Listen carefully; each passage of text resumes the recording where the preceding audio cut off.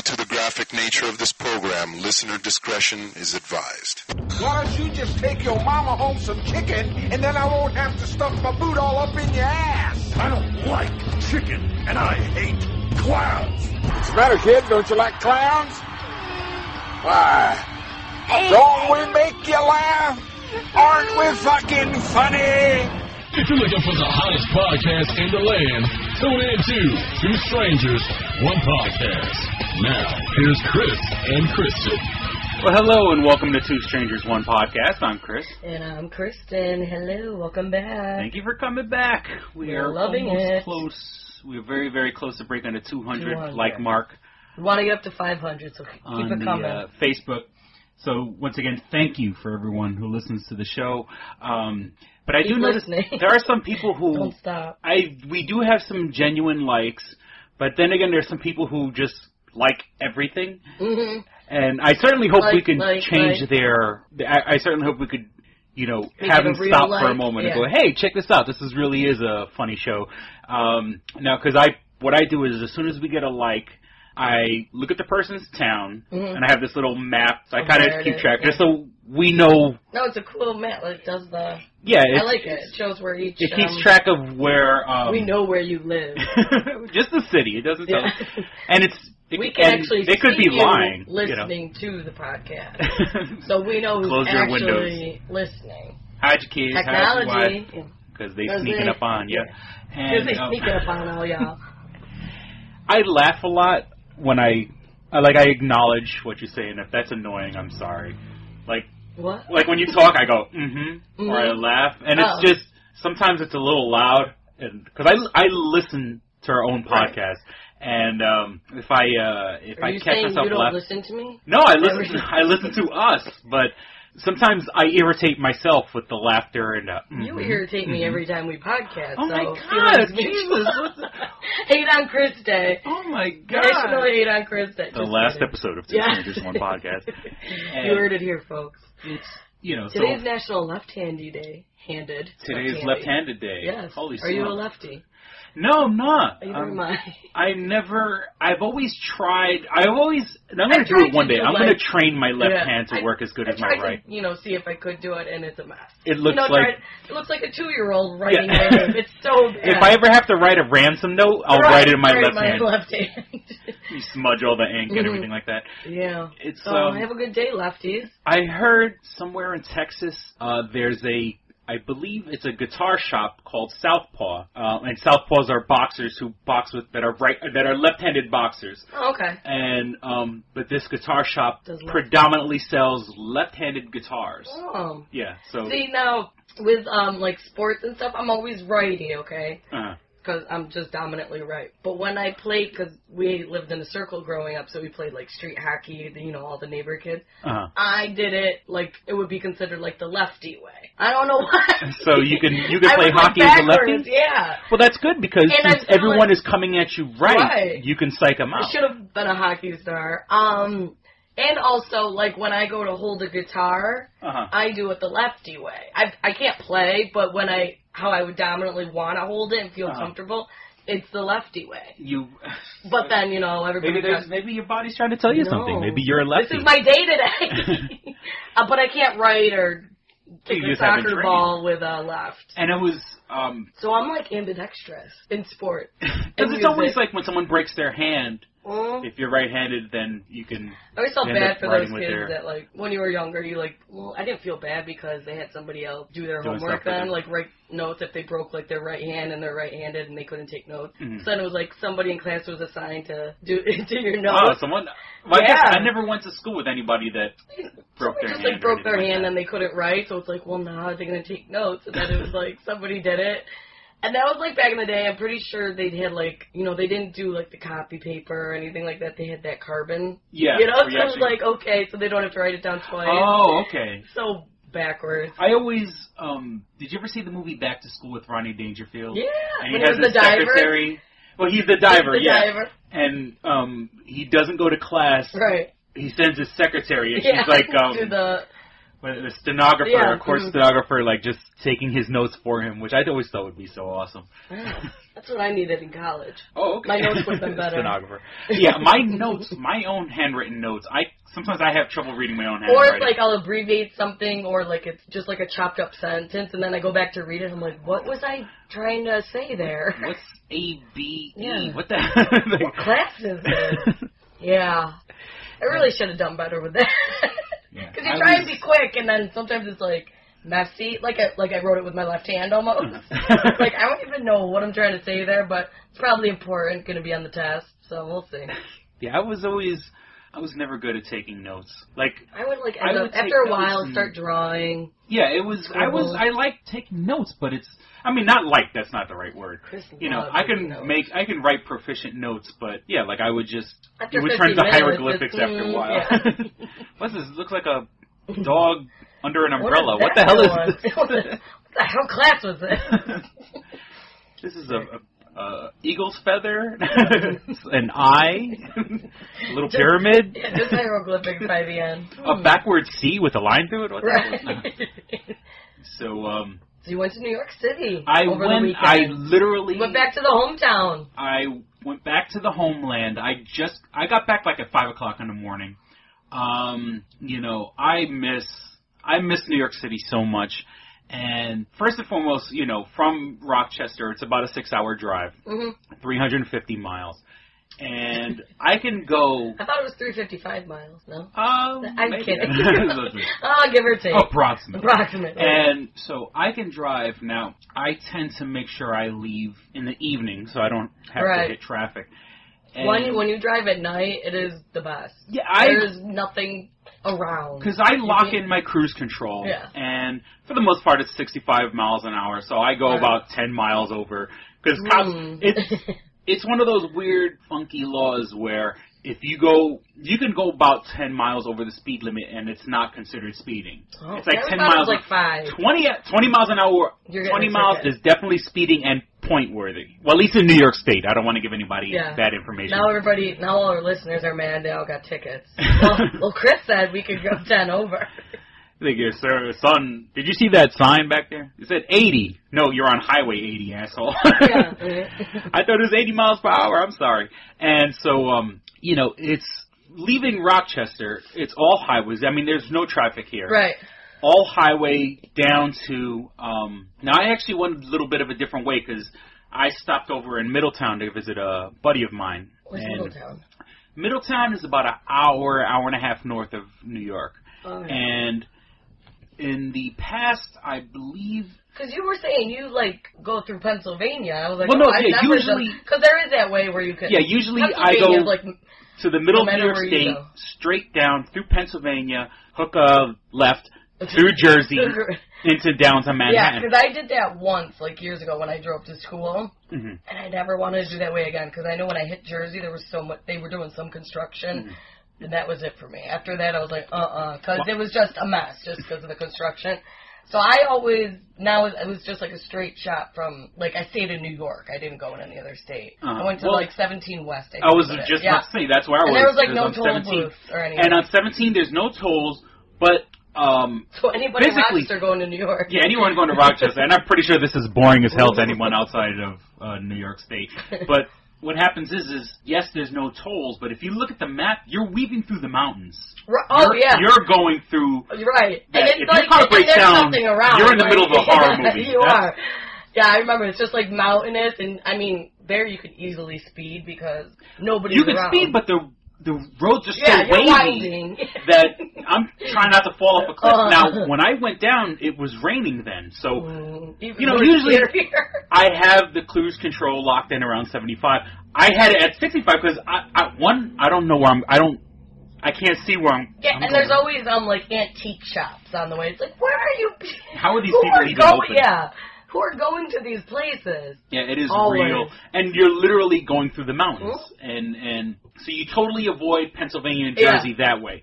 But if you take 17, it takes you down to Middletown. Okay. Now, I have family that lives in Middletown, not that I talk to them. And hey, Middletown. I have a friend and his wife who are NYPD cops. Now, they're a couple. I was the best man at their wedding. They actually hit 4 years the other day. Oh. and they were both cops. Now the wife actually killed a guy in the line of duty. Wow. Yeah. Is she like messed up from that, or? She went through therapy. Right. I mean, she seems, because she's a mother. Yeah. They have a kid together. They have a little girl. But a guy was into projects in the Bronx. One guy was coming after another guy with a knife. They gave him plenty of warning. Right. And she had to shoot him. She had to shoot him and she had to kill him. Now, I believe when she shot him, she killed him. Yeah. Him? Oh, no. Or, you're just trying to stop him, but, yeah, but you know, I know when I worked in corrections, they teach us to shoot center of mass. So basically, like, in the intestines, pretty much. Try to shoot somebody in the body. It's not about getting a headshot. This isn't a video game. We're not snipers. And but actually, if all you see is their head, then you can shoot at the middle of the head. I don't know how they train NYPD, but yeah, she's a police officer that actually took a life, and she's a mother, which is kind of like the ultimate. She's probably like the sweetest one, like. And she is a sweetheart. Now And we're back. That's the sound of technical difficulties. I'm pretty sure people driving around in the car like, what the hell just happened? Am I in Inception? Why is the street bending up in the sky? In trouble. For no reason whatsoever. I love my computer, but it just decided to stop working. It's a bastard. And I'm not touching it. I'm like purposely, oh, Jesus. I'm going to have to touch the computer now. I have to be very gentle about it. So, I went to go visit my friends who are both cops. Middletown, baby. And, you know, they have a nice house, you know. It's kind of old-fashioned. It reminds me of like a Brady house almost. Oh. Do they have the turf lawn? No. Thank God. But do they have potato sack races in the back? No, but they got a dog named... yeah. They have a dog named Tiger. Tiger. Well, what happened was, talking about left hand, right hand, he has a Xbox Kinect, and you know, Xbox Kinect, it scans your body, and you can kind of like does everything. And for some reason, I kept doing things with my left hand, and my boy's like, "Are you left-handed?" I was like, "No, I don't." It's just, and it makes you look so stupid. I was playing the Puss in Boots game. I have no idea, yeah. But it's Puss in Boots, you know, from the DreamWorks remake. And all that, yeah. And, you know, there's a part in the game, I'm playing the beginning, so you're swashbuckling, so you're waving around a sword. Is it like Antonio Banderas' voice? It's Antonio Banderas' voice, and you play Puss in Boots. Basically, and so you're playing Puss in Boots. There's guys attacking you with swords. You're trying to block them and hit them. Then, after a while, you could kick them. After you build up this meter, you could kick them with the boots. I was going to say the boots. And then, if you actually jump up in the air, the cat jumps on the guy, and then you got to, like, wave your hands like you're clawing at them. You must look like a hot mess doing that. Like, what if you walked in the room, you had no idea what this person was doing, and they're sitting there clawing? Do you know what this freaking thing does? I don't have a Kinect, but the Kinect takes a picture of you. Ooh, sex. So when you're done with the board, it will show you a screenshot of you looking like a freaking idiot. Oh my God. Do you have that photo on hand? No, I didn't. So my friend skip. Delete. And then he was showing me, because they have a kid, so that's what they had Puss in Boots. Right, it's not them playing. And then there's like a Disneyland or Disney World game where it's almost like to scale Disneyland. Ooh, and you walk through, so it's like, you know, he just brought his daughter there. You don't have to take your kids to Disneyland. You just get the game and they experience it. It indoctrinates the kids into, you know, being brainwashed by the Disney Corporation. So there we go. Chris always has like another alternative. Oh yeah, it's never that simple and nice. So then I actually went downtown. Actually, you know, left Middletown, came into the city, and where'd you go, Chris? Downtown, Lower East Side, Manhattan. Take a drink and take a shot. And it's like driving in New York City it's like I felt like I'm the Bourne Identity, like he had all this crazy training and it kicks in later. Because I mean, up here in Rochester, I don't have to drive aggressively. Right. You know, I mean, I drive a little crazy. In New York, I've driven a couple times. You're just so on edge. I felt just so on edge, like, oh, I can go on here. I can go on here. Like, you have to pay attention. Yeah. Like, here it's kind of like, okay, like you're going through the motions. There it's like, shit. 2 hands on the wheel. Let's do this. And I was cutting people off. And, right. And you know, like, there was a time I needed a parking spot. I'm pulling to the parking spot. You know, thank goodness Everybody becomes a dick when they start driving here. There's no my old nice parallel driving. parking skills kicked right in, man. Oh, I became a master at that. That was like one skill you have to learn. And my truck isn't, it's not exactly small either, but, you know, like, I'm pulling into spots and... You know what's a great car? Like, it's ridiculous to look at, and it would be ridiculous to have it up here or anywhere else, is the smart car. It's got to be great in... Parking in New York City? Parking in New York City, because I saw, like, a couple, like, parked. I was like, that takes up nothing. Yeah, it looks like a freaking roller skate. It looks like a transformer. Like, that is perfect for the city. And I can see you in a smart car driving around. By myself like with a my clown shoulders car, sticking out the window. And... I'm playing this game right now for PlayStation 3 called Saints Row the Third. And it's kind of like a rip-off of Grand Theft Auto. Oh, okay. And they have those little smart cars in the game.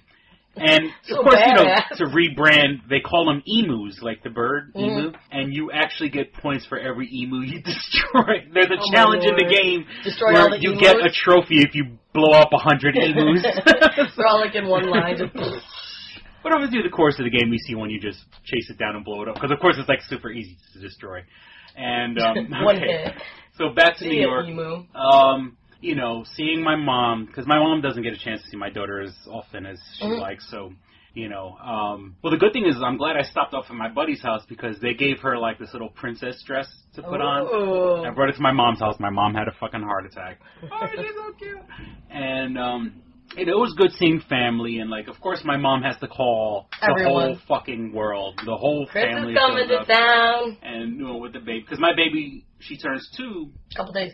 On Wednesday, by the time this episode comes out. What was that? 2 days. In 2 days. But, yeah, by the time this episode comes out, it'll be tomorrow, I guess. 15. So she'll be 2. And I'm going back to New York City. You know, I have a doctor's appointment tomorrow, and I came back from my obligations to recording for this podcast. It was all about me. And, you know, so that was, you know, my mom was all happy. So it's Friday night, and I'm like, okay, Mom, you got the baby. It's time for me to fucking party. I need to get out of the... I need adult time. I'm going to slit somebody's throat.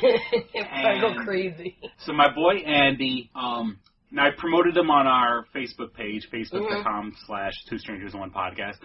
He plays in this punk cover band called Punk 77. But if you're looking him up, try Punk 77 NYC. Because I think there's probably another cover band called Punk 77, and real creative. Somebody else has it. And well, you gotta distinguish yourself.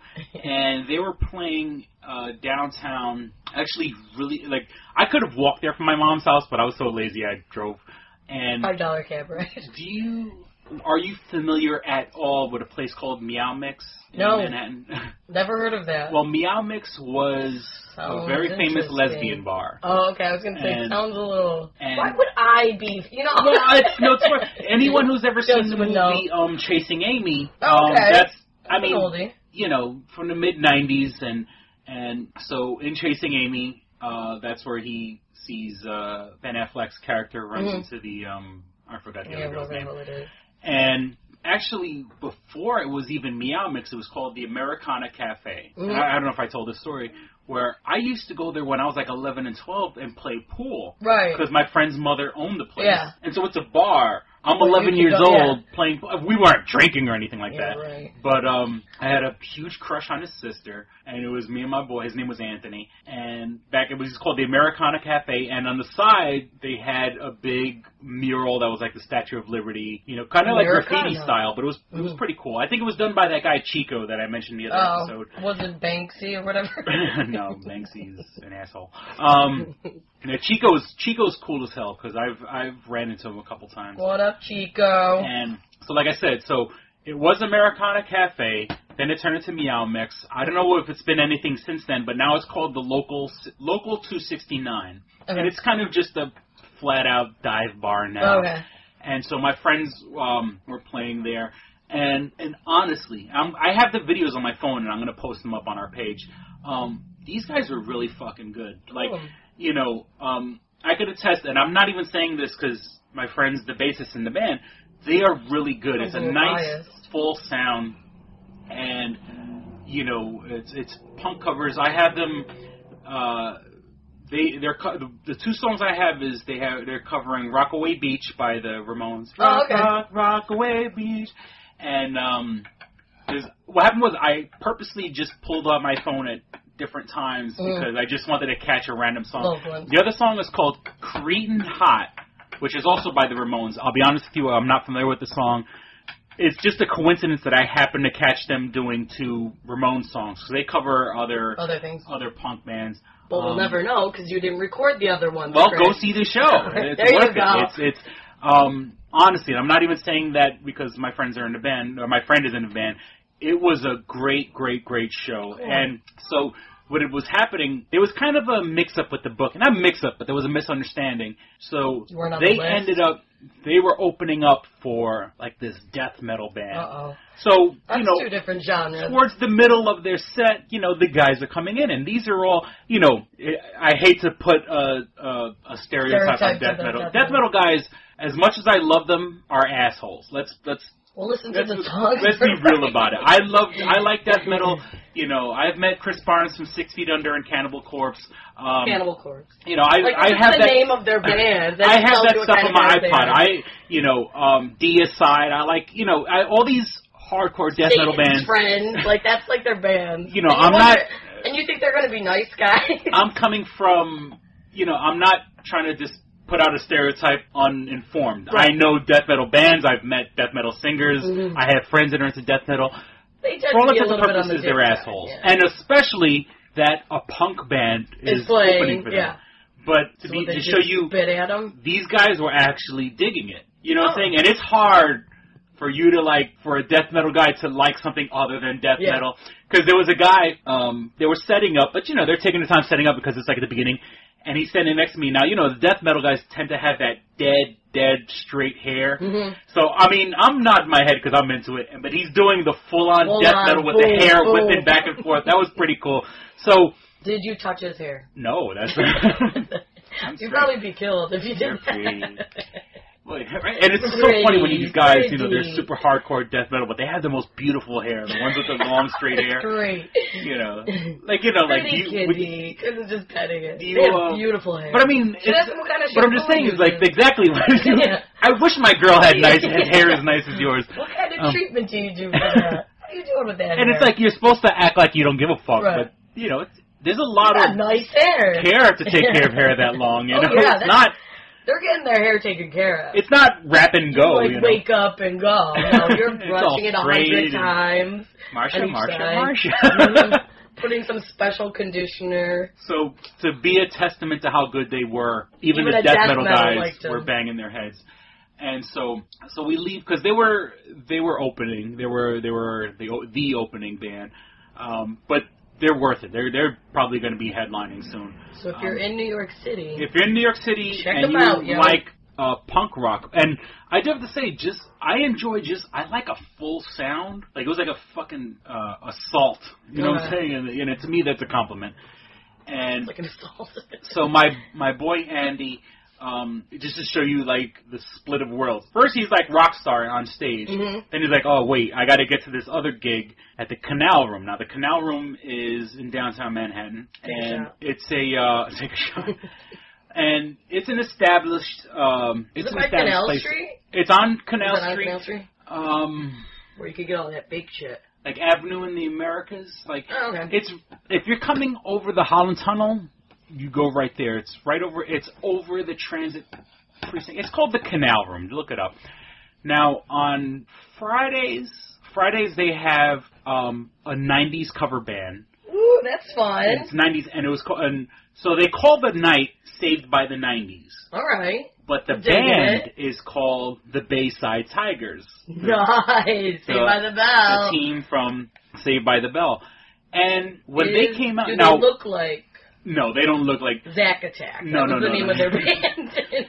Saved by the Bell. No, they come out kind of very... 90s looking? What was that? Do they dress like 90s? They kind of dress 90s stuff, right, but it's so okay. To the theme. Now, so my boy Andy, he's the rock star on one stage, now he's going to this thing because he works the lights in the same night. Now he's going to go deal with the Bayside Tigers. Yeah, and it's, hardcore punk to this 90s tribute. cover band. Yeah. And... and he's doing the lights. So it just shows you the world. Now, my boy Andy works there, so I got into the VIP section, and I got drink tickets. Now, mind you, I didn't even use my drink tickets. Hang out with the Bayside Tigers? And, well, I'm pretty sure if I wanted to, I could have.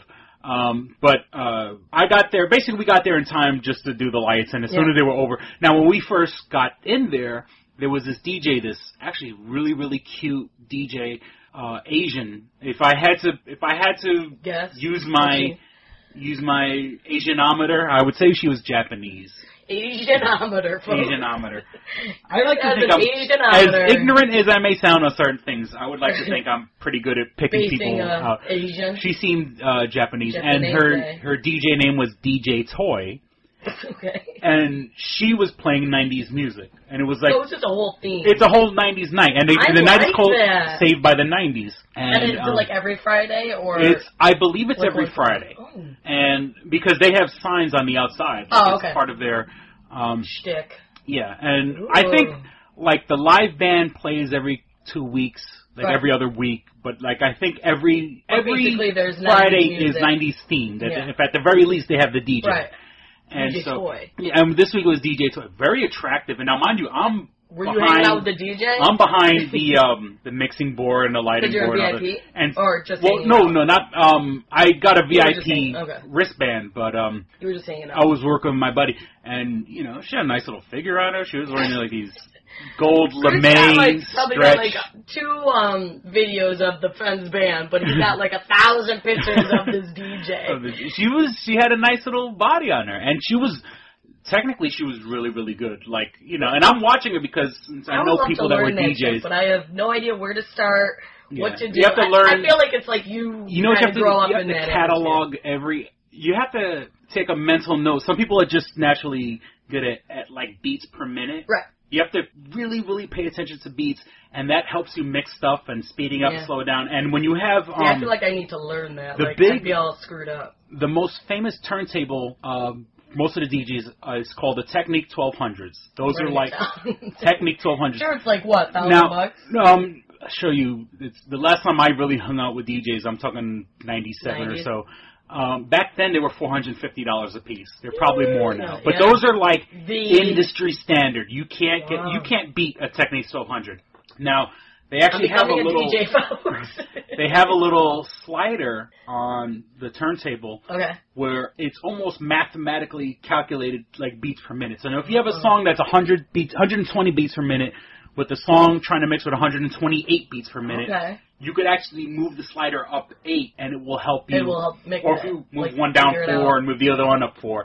Make it compatible. Yeah, it helps you do the mashup. I mean, of course, nowadays everybody can do that on the computer. I mean, doing it live in front of a crowd is a different art. Anybody can do it on the fucking computer. I've done mashups on my computer with Audacity.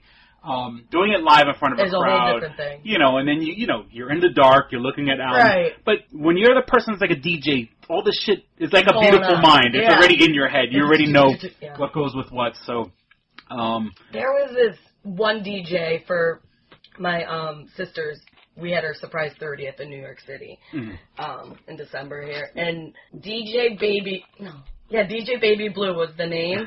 Okay, so we're like, okay, let's hear this guy. He dresses like a female, let's put it that way. So he comes in, and we're like, is that... Like, at first I thought it was a female, and they're like, no, it's a guy.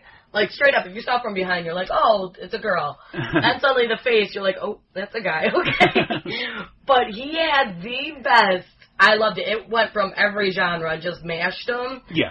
Like, he did, like, 90s, and then suddenly, like, an oldies would be mixed with. But it just, like, he knew what song would match with each one. It was amazing to listen to. It becomes like a second nature to you. Yeah, and it was such a wide variety of songs that, like, my parents were there for my sister's birthday, and then it was, like, younger kids, and like, everybody was pleased. Because he, like, knew exactly how to... I was at a wedding. Thank you, DJ Baby Blue. DJ Baby... Well, I guess, that's a... advertisement or whatever, DJ Baby Blue. But he was awesome. I went to a wedding about 2 years ago. It was with my mom. It was my mom's cousin's daughter or something like that. Like a second, third cousin or something like that. Brothers. And the DJ mixed let's get it started, with a don't stop. Right, like things like that. I loved it. It was like, I would never think to put those two songs together. And so what I liked about it was that it didn't play like a full song. Mm-hmm. You know, like halfway through, like, you know, you kind of get sick of dancing. So like halfway through, then suddenly it goes into the other one. So that was cool. Yeah, that's, you know, good DJs, you know, can, and like I said, it's part of it is instinctual. Right. You know the lyrics, you know the beat, you can kind of know like your crowd, like he knew what to put together for these. Yeah, and then you got to have like the down music. You know, first you have the up music, everyone's up and partying, then like kind of slows down a little bit. Okay, you know, some people will leave the floor. Okay, now we have to play the oldies for the old people. You don't want to exclude them. Thing. And, you know. So and I loved it. I loved every minute of it. You know, and there's certain songs that everybody's going to dance to. You know. Like Shout. Celebrate good YMCA. Come on. So, a little bit louder now. Now, on, so I could definitely recommend, if you're in New York City, the Bayside Tigers, because it was a great show. And it's stuff that, like, obviously it's not my cup of tea, even though it's... Now, okay, that's what I wanted to say. Everyone in the crowd, including the musicians, were young people. Okay, you know, and I want to, you know, I'm 9 years older than you. Yeah. You're like 26. It was kind of like a 26-year-old crowd. Oh, okay. So, and no doubt, these kids grew up in the 90s, you know. Because I would enjoy the 90s music, but you're saying what, Chris? That I don't really know the music. No. It's like the 90s through the filter of someone, like, I remember the 90s differently. Right. Yeah. And, you know. Exactly, yeah. And, you know, yes, of course, there was Nicktoons and, you know, Fresh Prince of Bel-Air and stuff like that, but, you know, the stuff they chose to remember and the stuff they chose to, because in between certain songs, as they take like an intermission, they'll give like old school commercials and like Twix and stuff like that. But it was really interesting. It's a different point of view. Yeah, it's a different point of view, and I'm like, I went through the 90s too, but I don't remember stuff like this.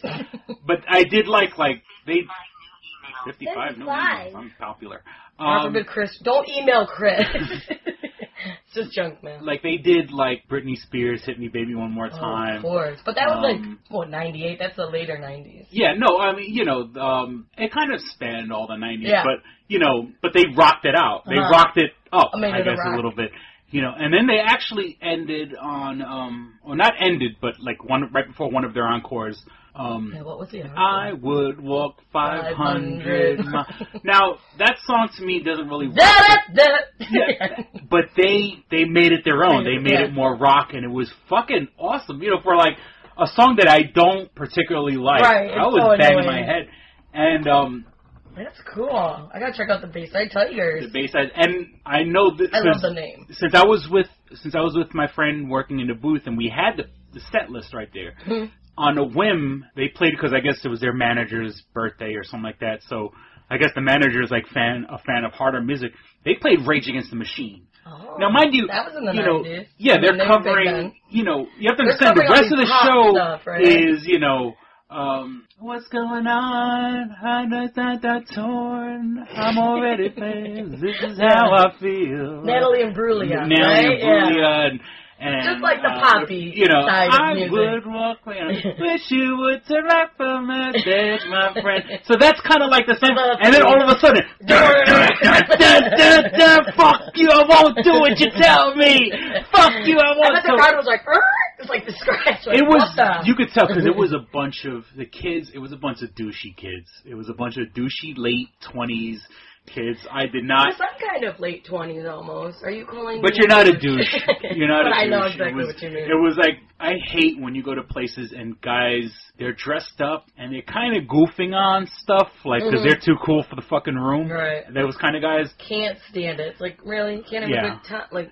And see, like, you're in the face is what I'm so used to going to metal shows where it's all dudes. Yeah. Now, I had my drink tickets. Sausage fest. They gave me 3 drink tickets, and I'm like, okay, let me go cash these in. And would you do that?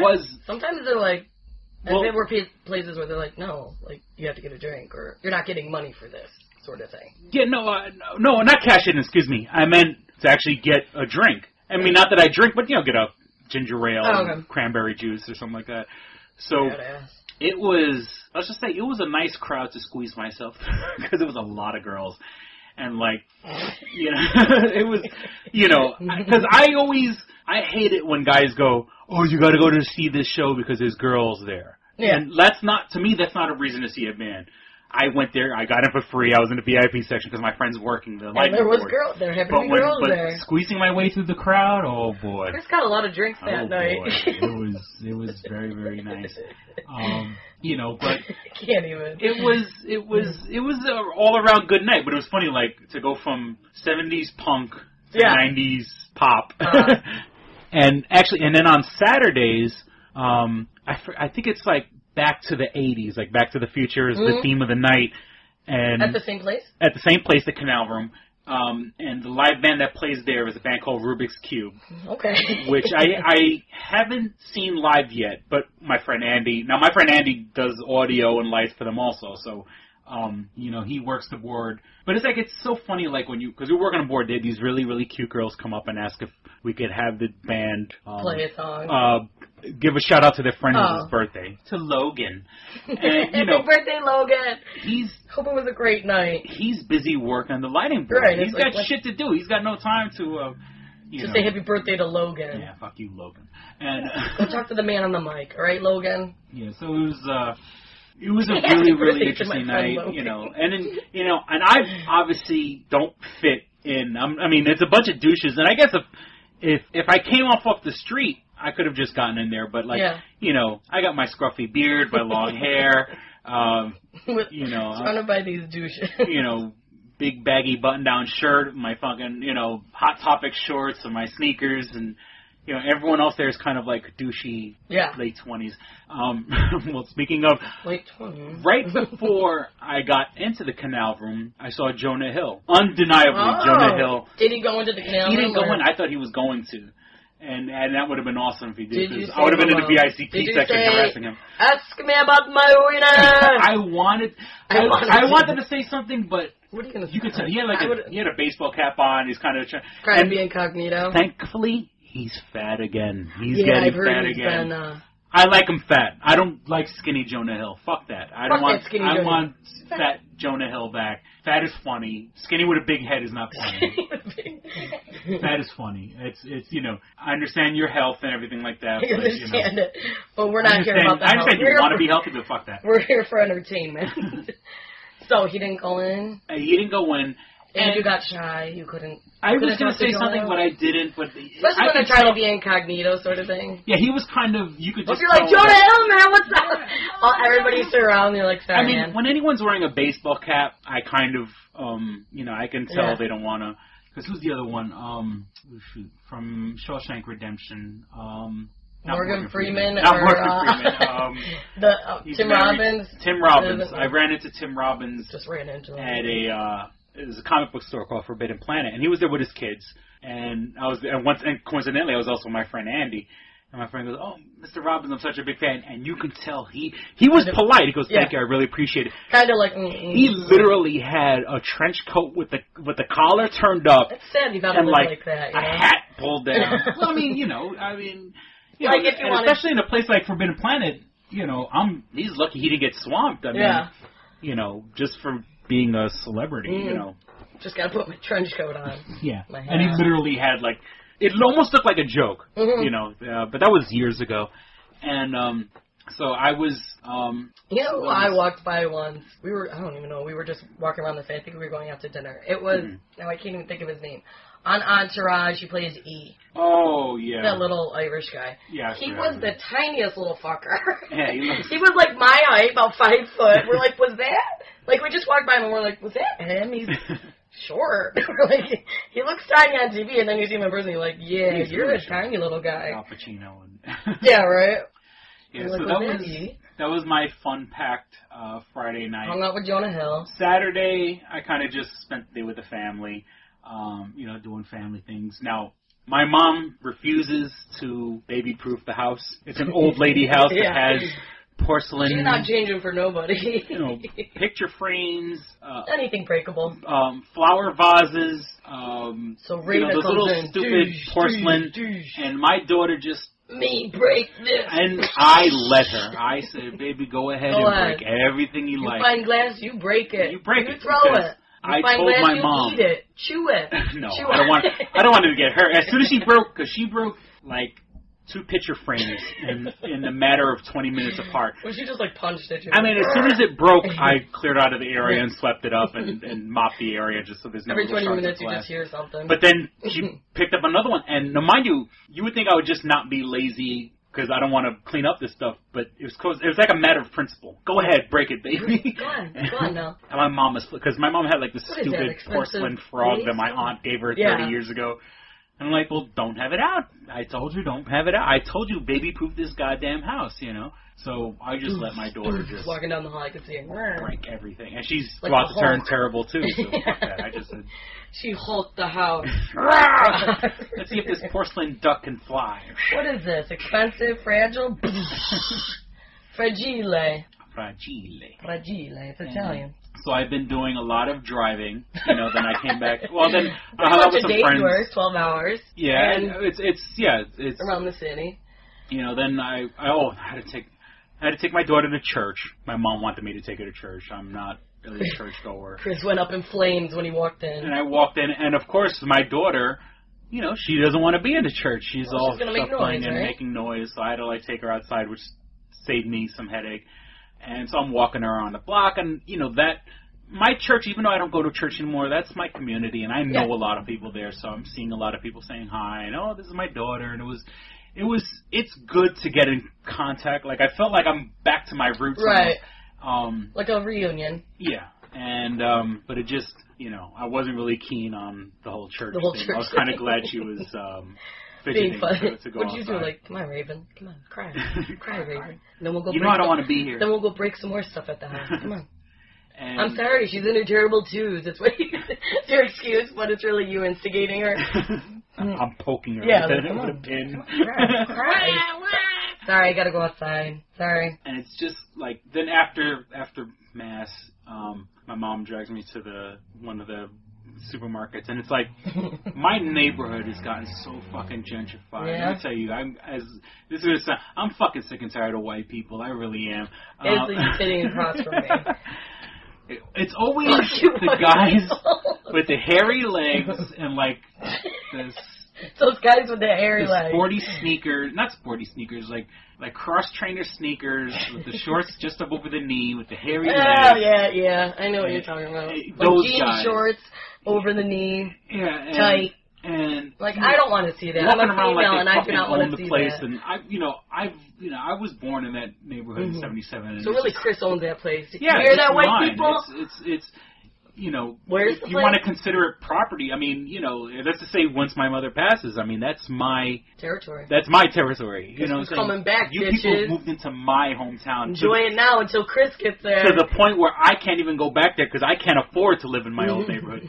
And it's just like, because there's still obviously a large Spanish presence, Chinatown, because like I said, we're on the edge of Chinatown. I mean, there's still, quote-unquote, minorities there, even though we're the majority there. But, like, you can see people who just don't belong. Right. There's all these pale faces walking up and down the supermarket. The supermarket's run by Dominicans, and it's a beat-up ghetto supermarket. And you see these white people shopping there, and it's like, you don't fucking belong there. And that sounds incredibly ignorant. It sounds incredibly ignorant. And then I'm pretty sure if something like that, you'd have to like apologize. If something like that was happening in the South, like, you don't belong here, boy, it's just as bad. But just because you grew up there, and now it's breaking my soul to see that all these people are moving in. Did you tell them off? You said, "Get the fuck out of my town." No, I didn't. Get out of here. But one thing I forgot.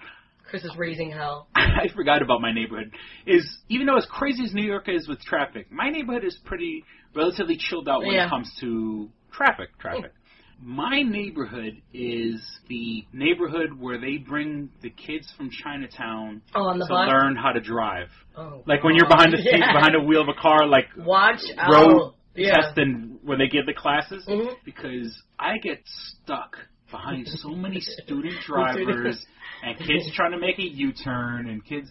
And I hate to sound, this is once again, I'm going to sound a girl, it's always a girl, Asian female driver, and, you know, and they have no confidence whatsoever. It takes them 3 hours to make the...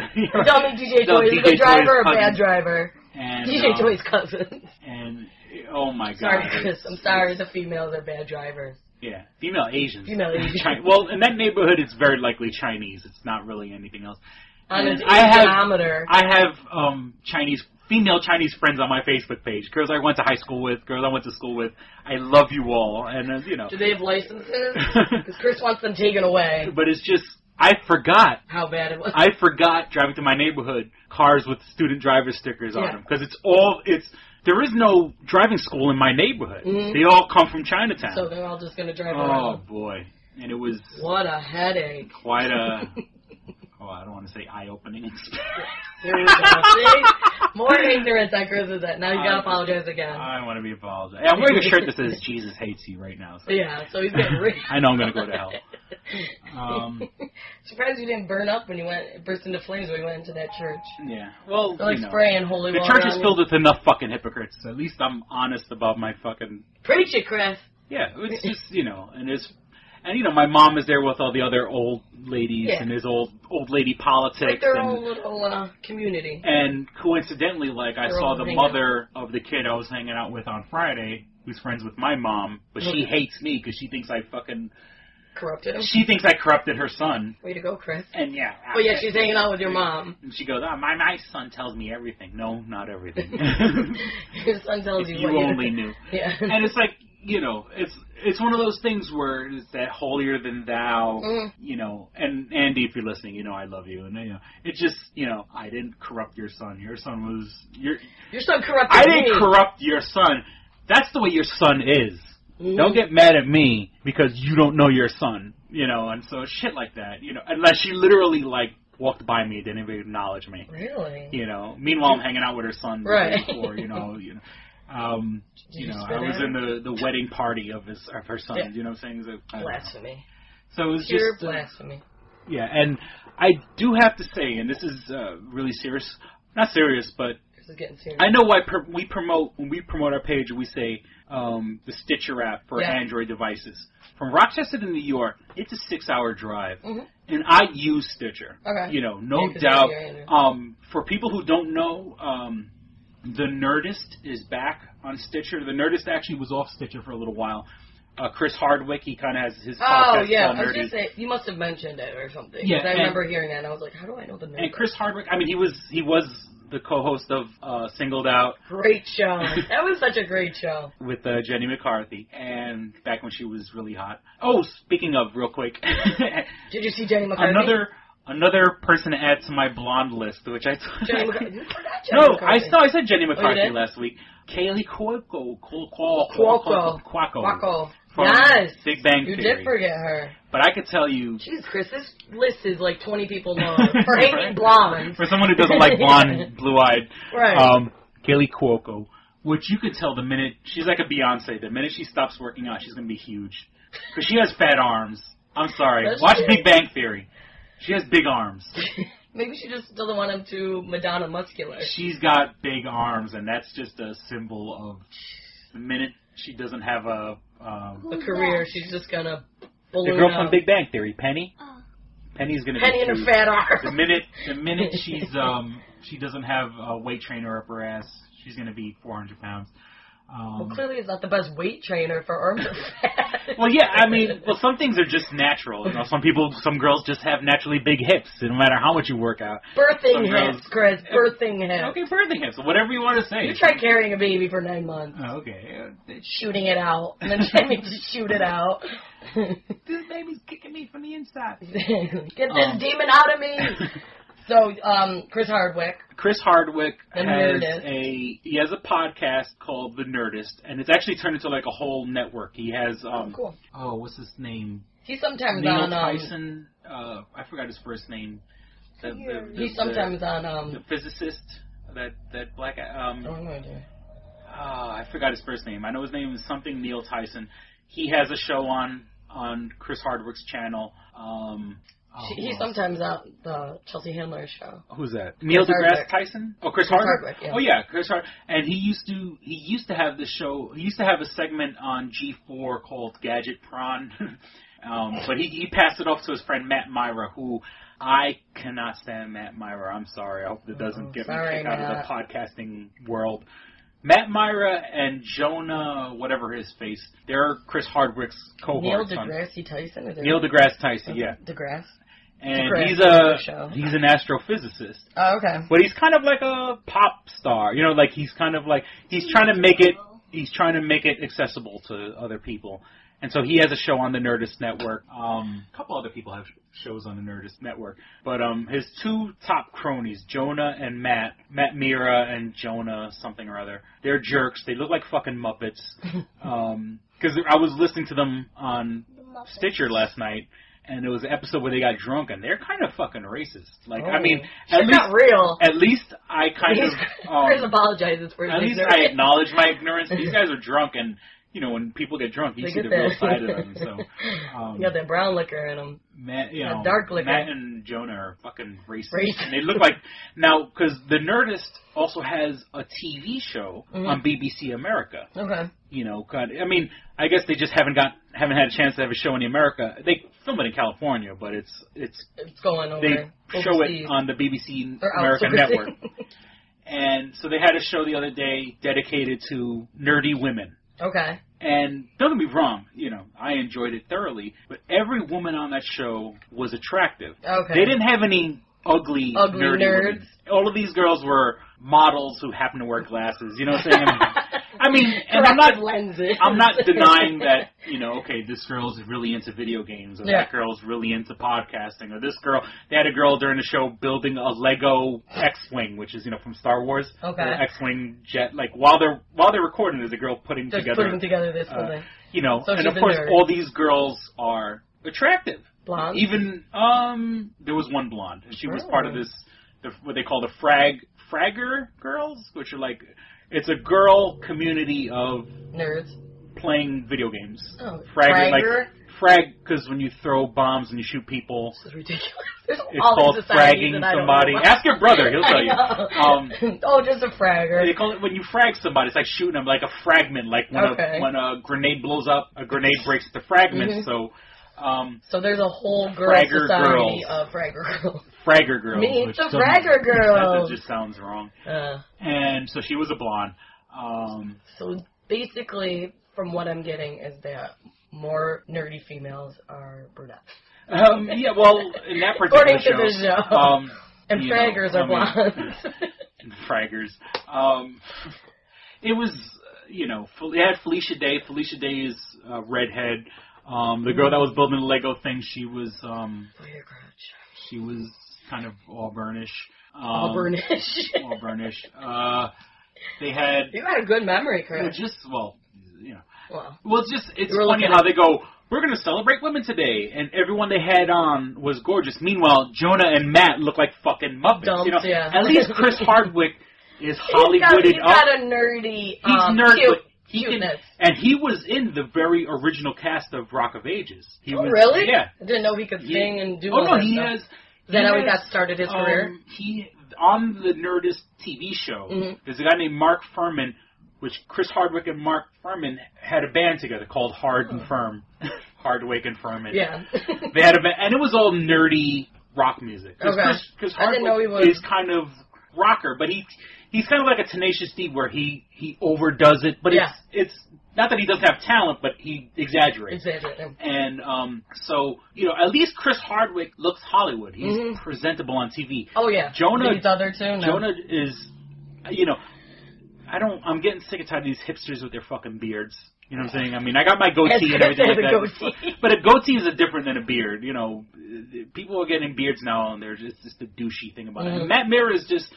He's unpleasant on the eyes, and then he has the attitude. Then he has an attitude like he's hot. Bad enough nobody wants. No, not even that he's hot. He thinks he's funny, but he's trying to be like that douchey, sarcastic funny. Which you know, you're already ugly. Yeah, don't be a douchebag too. That's 2 strikes against you, man. Yeah, because all his work is because Chris Hardwick. He's the co-host of the Nerdist. He has his own podcast that he does with Kevin Smith's sidekick, Scott Mosier. And then when Chris Hardwick left Gadget Pr0n on G4's Attack of the Show. Well, I mean, this is all the stuff I'm into, but, you know, I'm your core audience. You know, you should, you know, and his job is to give his opinions and rate technology. This douchebag or Kristyn? what's his name? Matt Mira. Oh, okay. You know what I'm saying? Not what a sweet gig. Yeah. Someone gives you, here's the new iPad, here's the new iPhone 5. Test it out and whatever. Let us know what now, you think.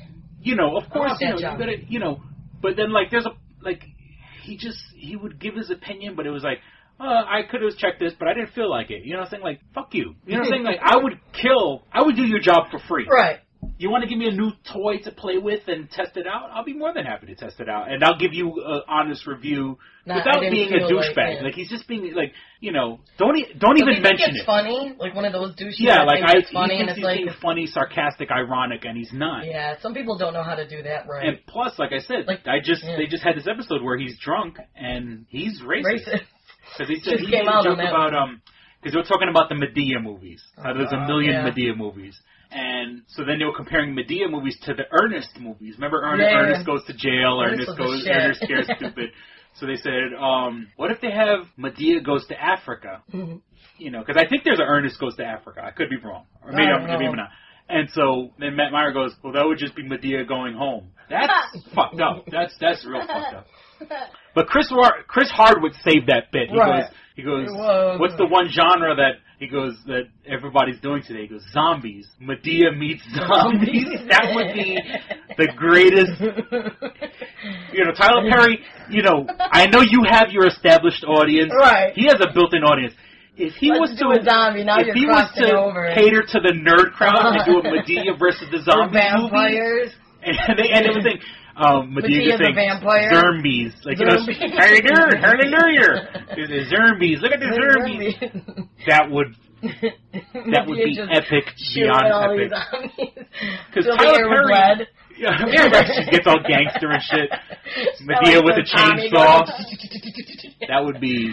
And, you know, all her movies tend to have, like, a Christian theme to them. So, like, you know, kind of like End of the World. I don't know. There you go. You get real Christian right Madea zombie movie would fucking rock. The apocalypse with Madea. But Matt Mira, I don't like it. And Jonah, the other guy, Jonah. I haven't even bothered to learn his last name. He's an asshole. Chris Hardwick's a bit of a douche, but, you know. Does he do it in the right way? On his TV show, he won my heart back on the TV show. The TV show is not much of a douche. And he's really smart and really funny. So got a man crush? Man crush on Chris Hardwick. Time to pay the bills. Holla. Oh boy. Please visit www.doublejackpot.us where you can buy my book, Double Jackpot. There's a link to our eBay page where I'm selling comic books, heavy metal, and video games. It's not up right now because I'm going to be out of town for the next couple of days. But keep coming back. Check out our eBay page. I have comic book movies, comic books, comedies, horror movies, video games, heavy metal memorabilia.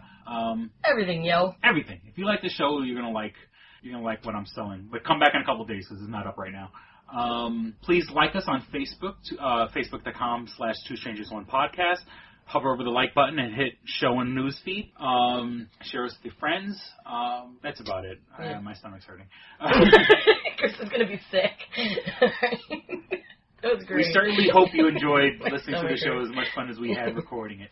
Thank you for listening to Two Strangers, One Podcast. I'm Chris. And I'm Kristyn. You want to say goodbye, Jackie? Yeah, okay. Thanks for listening. Don't be a stranger. Oh, yeah. Don't be a stranger. Don't you ever leave that out. See ya. Bye. All right, here we go, man. Go ahead. You want to read Double Jackpot. What is it? It is a self-published book by Christopher Cologne. Chris Cologne? Smells good to me. But look at her. That broke that fucking cold little exterior. He's like, hee. But it is spelled C-O-L-O-N. Him punny. But Double Jackpot is a book about a comic book artist, Eric, who is in a loveless relationship with a materialistic I feel you, Eric. Lynette. Oh, fucking, are you sure I didn't write this? Sounds hauntingly familiar. He starts cheating on his girlfriend with a more creatively supportive woman, Nadia. Well, I gotta meet her. Where's the Nadia? There's your summer girlfriend. Summer Nadia is Nadia. Nadia? Yeah, I think Nadia spelled with an A. All right. Both Lynette and Nadia play the double jackpot, the largest payout in lotto history, much like the recent Powerball. Both girls play his birth date as the winning numbers. Eric is now stuck between two of the country's richest women. Who will he choose? It's not that simple. This is a clever fucking idea, man. Is. Look at her. Fucking, she's impressed. I am. She got some summer reading. Christopher Cologne. Smells real lovely with an original idea. This is. I've never heard this before. I haven't either. This is a self-published book, much in the indie spirit as Kev's Clerks. Oh, you don't even need to name check me. It's just a good idea. You could stand on your own, man. You don't even have to be like, hey, remember Clerks? This is nothing like that. This is way more original than Clerks. This is a good idea, man. Why didn't I think of this? I need something to read. This book is part of the Comic Books, Heavy Metal, Video Games Trilogy Book 2. Odd I See, A Tale from the Road, coming soon. Right on, man. It's part of a trilogy. This is the first part. Way to write, man. He's seeking a literary agent. Motherfuckers, anybody out there? There ain't no literary agents listening to this show, I assure you, sure. Sure. I assure you, sure. But somebody know a literary agent? Hook a motherfucker up! Chris Cologne come up with an original idea. I should tell Raskin. That's a good fucking idea, to be honest with you. That's a fucking rom-com right there. Megan, get Raskin on the phone. Isn't it possible to get Raskin on the phone? No? Yeah. I want to run it past him, man. I want to, and if it happens, I get a taste, Chris Cologne. I get a whiff, if you will. The book could also be ordered on www.lulu.com. That's lulu.com. I understand that. I just want to spell it out. Normally one says it that spells it. Still, lulu.com. What is that? Do you know what it is? I don't know. All right. The book could also be ordered on www.lulu.com. Search for Double Jackpot Christopher Cologne. A paperback version of the book is $15 and a PDF file is only $5. $5 is insanely inexpensive. 15's not even that bad for a paperback version. No. This is $1 million idea right here. Like a movie about a dude who fucking is stuck between two chicks, both of who play his birthday and win the lottery. Come on! I can see that trailer. Chris Cologne is on to something. Nobody else can smell it but me. I'll read it. Thank you. I'm going to make that smelly joke. I know. You're trying to get me to laugh again. It worked once. Double Jackpot is a self-published book by Chris Cologne, man. It's the first book in his Comic Books, Heavy Metal, Video Games trilogy. Book 2, Odd I See, A Tale from the Road, should be coming out soon. Get all the information at Chris Cologne, like a motherfucker. I will totally read this. Double Jackpot. I'm serious. I'm going to recommend that to fucking Raskin. How is that not a movie? You know what I'm saying? This could be a sexy movie. You could do an R-rated version. There could be nudie in it, and you could show them fucking both chicks. Maybe a little penetration. Maybe a butthole shot. No butthole, no care. I would like to formally apologize to Christopher Cologne. No, sex sells. Chris Cologne will appreciate that. He's like, thanks for throwing a few buttholes in there, man. Don't forget to check out twostrangersonePodcast.net, your one-stop resource for everything show-related. You can find links to subscribe to us on iTunes or on Stitcher. You could also find links to buy my book, Double Jackpot, on twostrangersonePodcast.net. Fuck you, fuck you, fuck you. You're cool. And fuck you, I'm out.